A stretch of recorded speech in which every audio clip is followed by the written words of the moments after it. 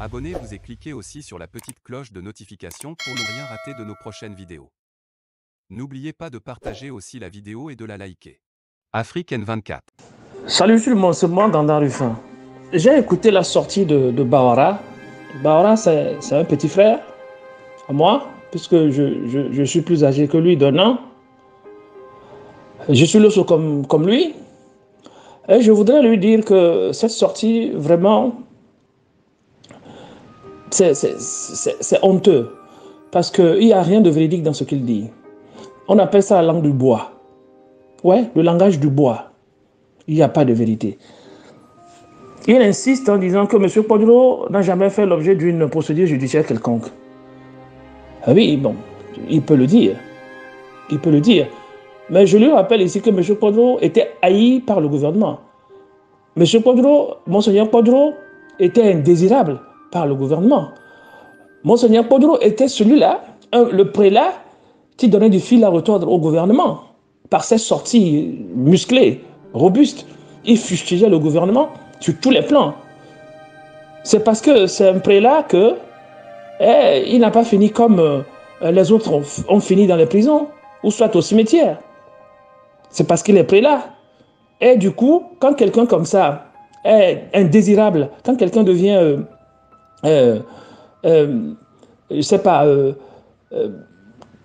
quelqu'un devient comme ça résistant, quelqu'un devient comme ça un danger, public, un danger pour le gouvernement, pour le pouvoir en place, qu'est-ce qui peut se passer? Alors qu'il est prélat, on peut le menacer indirectement, on peut le faire quitter indirectement. Mais je voudrais que Bawara m'explique ici qui sont ceux-là qui étaient partis saccager le domicile de Monseigneur Podro à Didogomé. Il ne va pas nous dire que ce sont le Togolais lambda de la capitale, non. Il le sait très bien. C'est une manière d'intimider le prélat pour que le prélat puisse quitter le pays. C'est une manière de le faire, de l'envoyer en exil. Les menaces régulières dont a été victime Monseigneur Podro, qui sont ceux-là qui faisaient ces menaces, proliférer ces menaces à son égard? Ce n'était pas le Togolais lambda, non. Le gouvernement le sait très bien. Matela, Bawara. Oui, Bawara, vous êtes comme la clé. Ce que vous êtes à Foy-Nasingbe, c'est ce que la clé aussi était pour Papa Yadema. Et Doucet,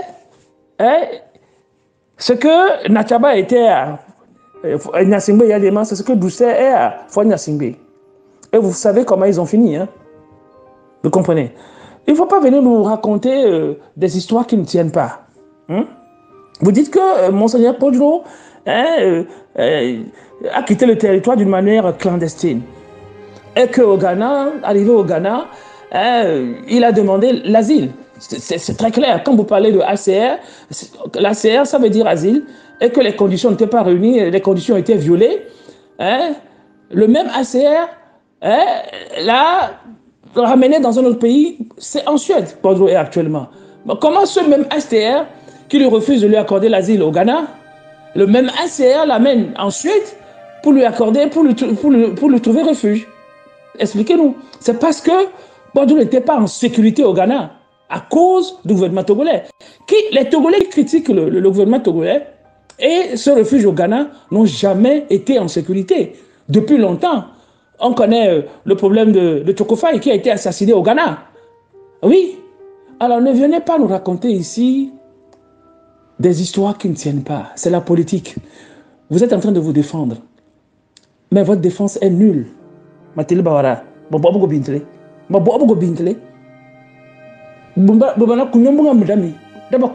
Tu étais pauvre, Bawara. Tu étais très pauvre, misérable à Niamtougou. Si aujourd'hui tu as réussi à grimper du sommet de l'État, il ne faut pas oublier d'où tu viens. Les leçons ne sont pas comme ça, ce que tu fais là. Vous êtes très intelligent. Mettez cette intelligence à la disposition du peuple, pas à la disposition de la dictature. Vous comprenez? La dictature a de courtes jambes.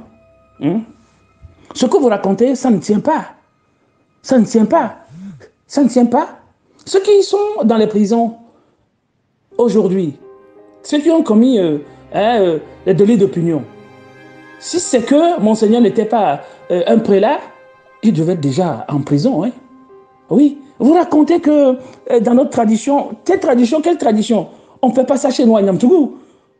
On n'envoie pas des vieillards en exil. Les vieillards, on leur doit du respect, comme tu le dis. Mais ce n'est pas ce que vous avez fait. Ce n'est pas ce que vous avez fait. Vous l'avez envoyé indirectement en exil. Vous l'avez menacé. Vous l'avez chicané indirectement. C'est ça le problème. C'est ça la réalité. Il y a plusieurs manières d'envoyer quelqu'un en exil. Par la force, ou soit en l'intimidant. C'est ce que vous avez fait, la deuxième option, mon cher Bawara.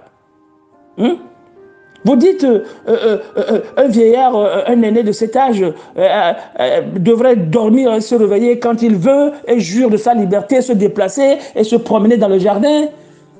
Mais bien sûr, c'est ça, on a voulu. Mais comment un vieillard de cet âge, quand il voit ses petits-enfants sont en train de mourir, ces petits-enfants qu'on tue, ces petits-enfants qui meurent de faim, qui sont chicanés par un groupe de personnes, peuvent dormir, peuvent se promener dans le jardin. Dites-moi. Alors, ne vous il faut pas, c'est une contradiction. C'est une contradiction. C'est une imposture, mon cher frère Bawara. C'est une imposture.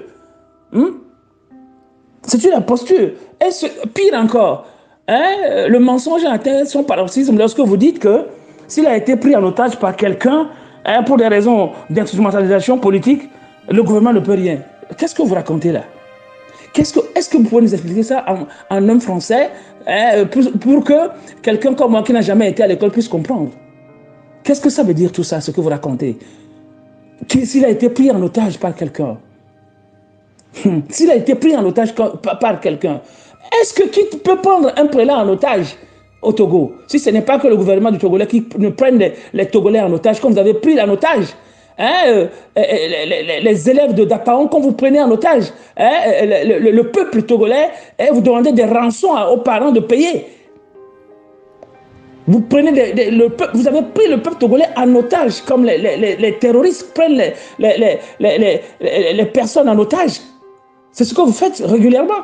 Et vous demandez des rançons, hein, au peuple de payer, alors que les gens ne gagnent que 35 000 francs et doivent payer ces rançons avant que vous ne libérez ces personnes sans les avoir jugées, et après vous les jugez, vous les renvoyez encore en prison. Qui peut prendre quelqu'un en otage si ce n'est pas vous? Vous êtes les maîtres du Togo.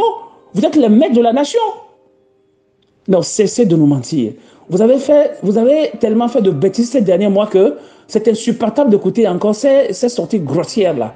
Mon cher Bawara, Gokati enetit babom. Mambo Gokati babom. Gokati ni bun enetit babom. Gokati enetit babom. Tu koroti ba pa enole. Mambo tu koroti ba pa enole.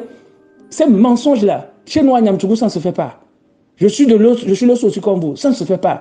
Laissez ces mensonges-là. Celui qui vous envoie de venir raconter là, ces histoires-là, laissez lui-même raconter ces histoires. Parce que le jour là, ça va chauffer là. Personne ne sera épargné. Hein. Vous voyez le vent, la tempête, hein, des coups d'État, hein, arrive chez nous. Et cette tempête est à notre porte. Lorsqu'elle va commencer par balayer, ça va balayer tous ceux-là qui ne sont pas solides. Et ceux-là qui ne sont pas solides, ce serait vous. Hein. À bon entendeur, salut. Likez la vidéo si ce n'est pas déjà fait. Laissez aussi votre point de vue en commentaire.